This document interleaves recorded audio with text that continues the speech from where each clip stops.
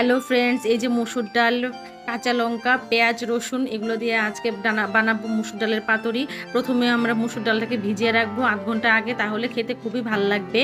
তারপরে আমরা এগুলো কেটে নেব। এই যে দেখুন, আমরা মসুর ডাল ভিজিয়ে নিয়েছি।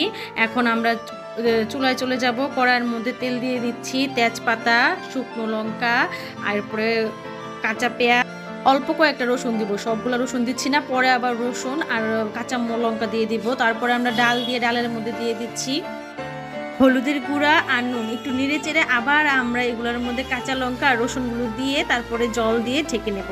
ঠিক আছে, এখন এই যে আমরা ছাদে চলে এসেছি, আমাদের বাগান থেকে আমরা লেবু পাতা নিয়ে নিচ্ছি। লেবু পাতাটা দিব মসুর ডালের পাতুরির মধ্যে। এই যে লেবু পাতা দিলে খাইতে খুবই টেস্ট লাগে, খুবই সুন্দর একটা গন্ধ আসে।